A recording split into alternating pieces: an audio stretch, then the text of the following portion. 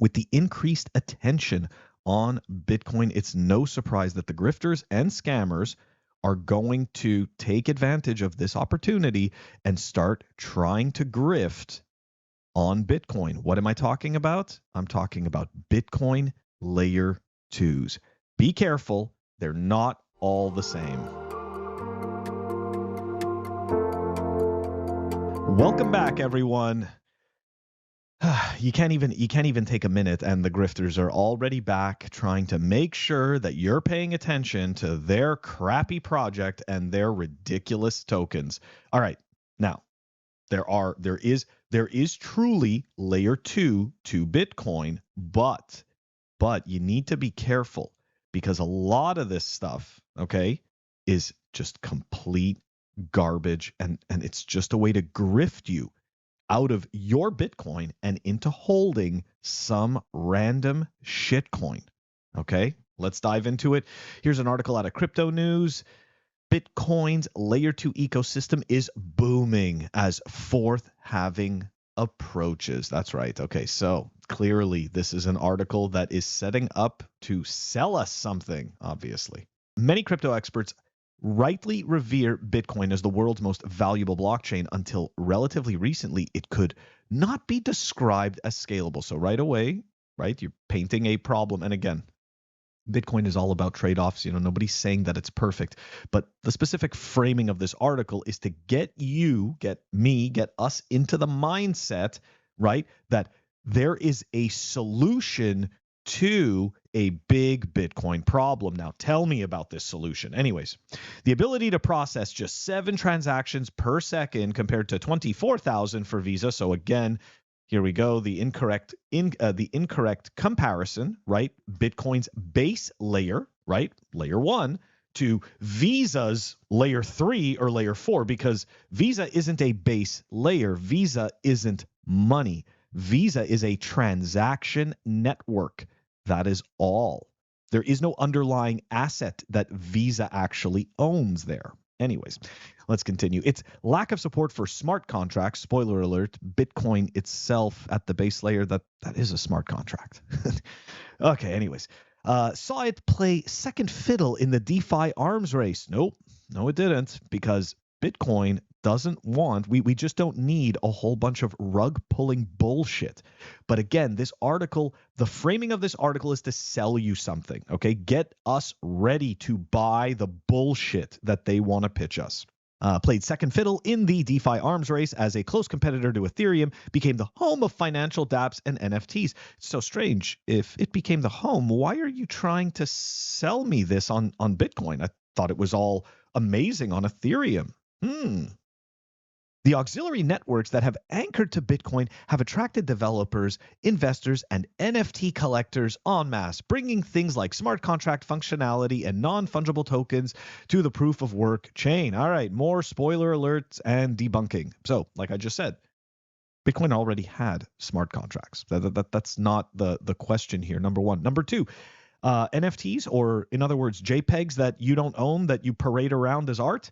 Yeah, we already had counterparty. We already had non-financial data, arbitrary data on Bitcoin. This is nothing new. This is not innovation. This is bullshit to sell you a narrative. That's all it is. Anyways, let's continue.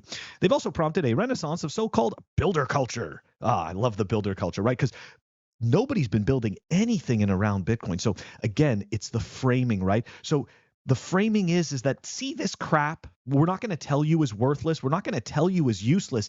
But what we are going to do is frame the idea around it that it's valuable and that it's innovation, to make you think that anyone who is not doing this is not actually building. Like, this is total fucking nonsense. Anyways, as enterprising technologists have busily set about developing L2's to address the network's long-standing limitations, they're making us hungry here. Pitch me that shitcoin. Pitch me that fucking shitcoin already. Tell me, what is it that I need to buy to fix Bitcoin? Some might argue that Bitcoin did not need L2 solutions. But this camp is very much of the belief that Bitcoin's sole appeal is as a store of value. Again, incorrect. Okay? Yes, Bitcoin stores value. There's many of us that still believe in some form of layering, okay? Just because we believe that Bitcoin is a store of value does not mean that we don't believe in L2's, but they're creating this narrative. Again, it's to sell you a fucking product. I know. I'm getting to the stupid product they're selling you. Others contend that it can be both a compelling store of value and a blockchain capable of supporting permissionless financial primitives like leveraging trading and collateralized lending. Fucking grifting. Okay, that's all it is. The collateralized lending, guys. Just go take a look. There is a website, okay, that's called. You can go take a look at it. I'll put a link to it in the show notes. Okay, it's the Rect leaderboard. You can go take a look at every single DeFi project that rugged people. We're talking billions of dollars rugged. This is not financial innovation. It's a fucking scam. Okay, that's all it is. They're creating tokens out of thin air, and then you become liquidity, and then you become exit liquidity, and then you become some bag holder of things that no one will ever want. Okay, anyways, Bitcoin's growing L2 landscape. Earth Wallet. Here we go, guys. It's time to start talking about the grift. Earth Wallet is a good example. The venture, a self-custody wallet that enables users to participate in a decentralized organization, recently announced details of its own Bitcoin L2. Oh, look at that. And it's called Social Network. Does this have its own token minted out of thin air? In essence, Social Network is a staking protocol that aims to make Bitcoin more user-friendly, a stable source of wealth creation, 99% less energy intensive. So here we go. It's more user-friendly, stable wealth creation, 99% more energy, less energy intensive. Look at this. They're making Bitcoin better and positive for the environment. Wow, this sounds like a winner. It intends to achieve this by moving Ordinal's media off the main Bitcoin network and into the Nostr protocol. So guys, in case you haven't figured it out, now they're going to start using Nostr to fucking grift you out of Bitcoin. Oh, look at that. And enabling users to securely deposit, this is the best part right here, securely deposit BTC in liquidity pools in return, here comes your shitcoin, for staked Bitcoin and social network or Earth rewards.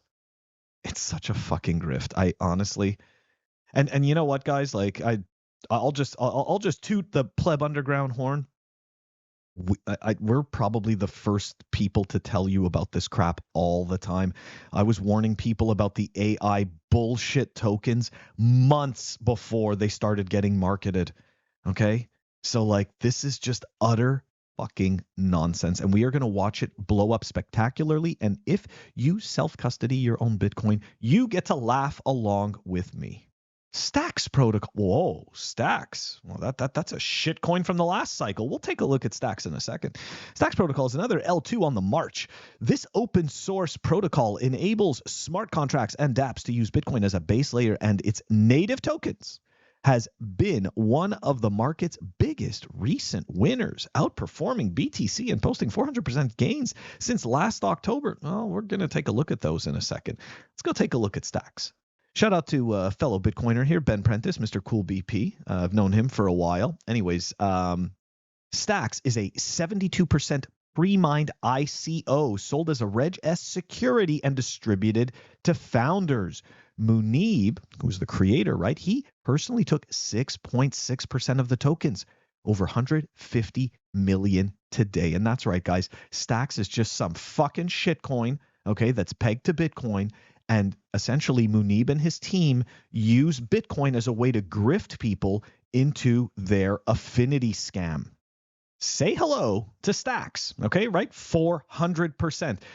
The reason why they use a lot of these percentage gains is because if you actually understood what is happening, you'd know that you're being grifted. So here is the Stacks chart from its inception, okay? And you'll notice it's relatively flat against the valuation of Bitcoin, okay? And that's because as Bitcoin continues to rise, these shitcoins become worth less and less Satoshis, okay? It's a fucking grift. That's all it is. Anyways, let's go back. Lightning Network was introduced in early 2016 as a means of boosting Bitcoin scalability and has gone from strength to strength since. In fact, routed transactions on the LN increased by over 1,200% in the last 2 years. Now, you'll notice something, right? You notice how the picture for Lightning is not as rosy as the picture that's painted for Stacks or the picture that's painted for Earth Wallet. You know why? There's no token for Lightning, okay? There's no token. You're using Bitcoin on the Lightning Network. There is no separate token, contrary to the shitcoiner narrative and belief that they repeat over and over again. Lightning has no token. It doesn't have its own token. It is simply using Bitcoin.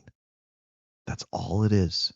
Anyways, they paint a less rosy picture for that because there's nothing to sell you. There's nothing to sell you besides actual scalability, right? Can't pump a token. Anyways, all right.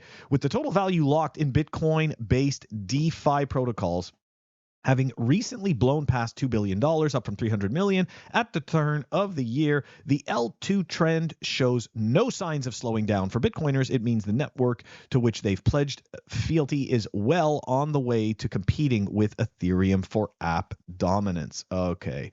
So here we go, right? Setting the false narrative once again, right? That Ethereum and the circus playground that it created was somehow some type of viable infrastructure that's worthwhile.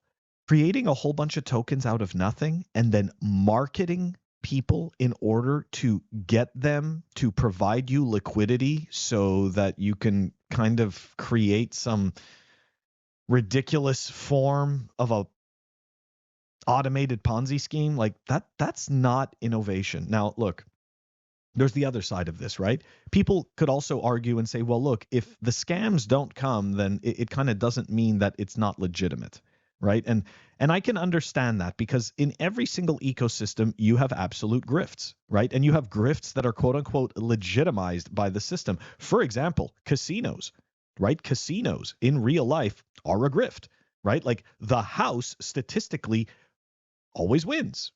So you can see that we have a culture that kind of does accept and kind of enforce this type of behavior. But you need to understand when you're in the casino, okay?